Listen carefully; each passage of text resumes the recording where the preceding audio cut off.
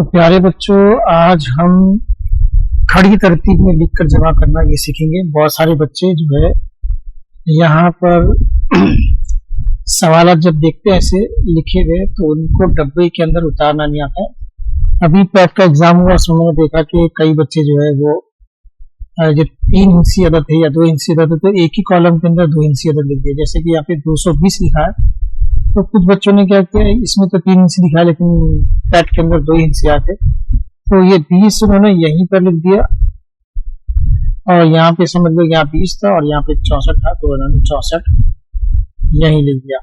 सीखने का कॉलम नहीं था, खाली इकाई दहाई का था और यहीं पर उन्होंने क्या किया, उसको जमा कर लिया और दहाई का कॉलम खाली छोड़ दिया। तो ये जो है ऐसा नहीं करना है आपको। यहाँ पर जब 3 इंची रकम दिया है, ठीक है, यहाँ 3 इंची आपको रकम दिया है तो आपको यहाँ कॉलम भी 3 बनाना है। अगर कॉलम 3 बने हुए तो अच्छी बात है, अगर नहीं बने तो आपको 3 कॉलम बनाना है, क्योंकि यहाँ पर 3 हिस्से, पहला इकाई, दूसरा दहाई और तीसरा है सैकड़ा। यहाँ भी 3 हिस्से हैं, इकाई, दहाई और सैकड़ा। तो हर कॉलम में एक आएगा।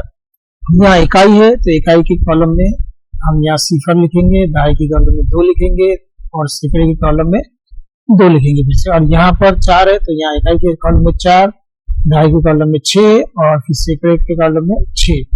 इस तरीके से हमको जो है 3 हिंसी दिया है तो 3 कॉलम में अलग अलग लिखना है। इकाई के अंदर इकाई आएगा, दहाई के अंदर दहाई आएगा, सैकड़े के अंदर सैकड़ा आएगा। आपको इकाई के अंदर इकाई और दहाई के हिंसे एक साथ नहीं लिखना है। अगर इतना समझ में आ गया है तो बहुत अच्छी बात है। चलिए मैं आपको हल करके बता देता हूँ। यहाँ पर गौर से देखना। यहाँ पर अब एक बात और है, जब जमा करते हैं तो जमा में ऊपर अगर हमने छोटी रकम लिख दी है, नीचे अगर हमने बड़ी रकम लिखी है तो जमा में चल जाता है। ऊपर छोटी रकम रहो, नीचे बड़ी रकम रहो, या ऊपर बड़ी रकम रहो, नीचे छोटी रकम रहो, दोनों सूरतों में जमा का अमल हो जाता है। लेकिन जब आप तफरीक करेंगे, नफी का अमल करेंगे, तो नफी के अमल में आपको जो है सबसे पहले आपको बड़ी रकम लिखना पड़ेगा, उसके बाद छोटी रकम लिखना पड़ेगा। अगर ऐसा आप नहीं करते हैं तो आपकी तफरीक नहीं हो पाएगी। तो आप कोशिश करो कि जमा के कॉलम में भी जब जमा का आता है तो उस वक्त भी आप बड़ी रकम को पहले लिखो और बाद में छोटी। अगर ये आपको आदत हो गई बड़ी रकम ऊपर लिखना है, छोटी रकम नीचे लिखना है, तो आपको नफी में भी वो आदत रहेगी तो आपका नफी का अमल अच्छे से हो जाएगा। लेकिन अगर आपको आदत पड़ेगी कि कोई भी रकम ऊपर लिख दो, कोई भी रकम नीचे लिख दो, तो जमा में चल जाएगा लेकिन तफरीक में बिल्कुल नहीं चलेगा। तो चलिए अब हम पहला सवाल हम यहाँ पे करते हैं, जहाँ पे रकम दी गई है 220 दिया है और यहाँ पे 664 दिया। तो 600 वाली रकम बड़ी है, 200 वाली रकम छोटी है, इसलिए हम इसको बाद में लिखेंगे और इसको पहले लिखेंगे। हालांकि सवाल में ये पहले लिखा है, ये बाद में लिखा है, लेकिन हम इसको पहले लिखेंगे।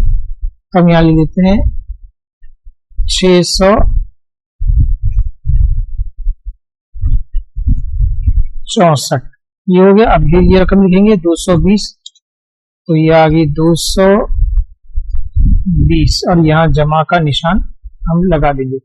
अब 4 में सिफर जमा करेंगे तो जवाब आएगा 4, 6 में 2 जमा करेंगे तो आएगा 8 और यहाँ वापस से 6 में 2 जमा करेंगे तो 8। अगर ये जवाब का है तो ये सही है।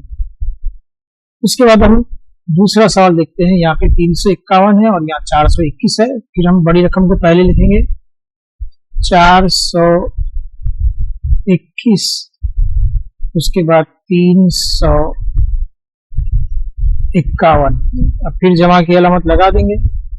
अब यहाँ पहले इकाई को जमा करेंगे। कुछ बच्चे क्या करते हैं, पहले सैकड़े को जमा करते हैं, ये रकम पहले जमा करते हैं, फिर बाद में ये जमा करते हैं दहाई की रकम और फिर बाद में इकाई की रकम करते हैं। ये बिल्कुल गलत है। पहले इकाई की जमा होगी, फिर दहाई की, फिर सैकड़े की। अब यहाँ एक और एक में एक मिला है तो यहाँ पे आ जाएगा 2 और 5 मिलाएंगे तो 5 और 2 होता है 7 और 4 और 3 मिलाएंगे तो वापस से हो जाता है 7। ठीक है, 772। अब उसके बाद हम तीसरा सवाल करते हैं। यहाँ पे 205 है और यहाँ पे 713 है तो हम 713 को पहले उतारेंगे। 713 13। अब ये उर्दू लिखने यहाँ पे बहुत मुश्किल पड़ती है, इंग्लिश की राइटिंग में तो बहुत जल्दी लिखे जाता है। 713 और 205 ये लिखेंगे हम 205, इसको जमा कर लेते हैं। 3 और 5 होता है 8, 1 में 0 मिलाए 1 और 7 में 2 मिलाए तो हो जाता है 9। ये हमारा जवाब सही है। अगर आपने ऐसा लिखा है जवाब सही है, आपकी कॉपी में आप चेक कर लेना किस तरह से लिखा है। अब यहाँ पे 324 और यहाँ पे 122, तो 300 बड़ा रकम है, बड़ी रकम है, इसलिए हम 324 को पहले लिखेंगे। ये आ गया हमारा 324 और उसके बाद हम लिखेंगे 122। देखो मैं जितनी भी रकम लिख रहा हूँ सब एक कॉलम के अंदर एक ही लिख रहा हूँ, दाएं को दाएं में लिख रहा हूँ, सैकड़ों को सैकड़े में, इकाई को इकाई। कहीं भी आपको एक कॉलम के अंदर दो रकम दो हिस्से नजर नहीं। चलिए इसको जमा करते हैं। 4 और 2 हो जाएगा 6, 2 और 2 हो जाएगा 4 और 3 और 1 हो जाएगा 4। तो इस तरह से यहाँ पर ये 2 सवाल हो गए। तो उसके आगे हम थोड़ा बढ़ेंगे। अब यहाँ पर दिया है 102 और 207, तो हम पहले 102 छोटी रकम है, 207 बड़ी रकम, तो पहले हम 207 लिखेंगे। 200 0 लगाएंगे और ये हो गया 7। उसके बाद 102, तो यहाँ पर लिखेंगे 1, फिर 0 आ गया 2 और उसके बाद इसकी जमा की अलामत लगा दी।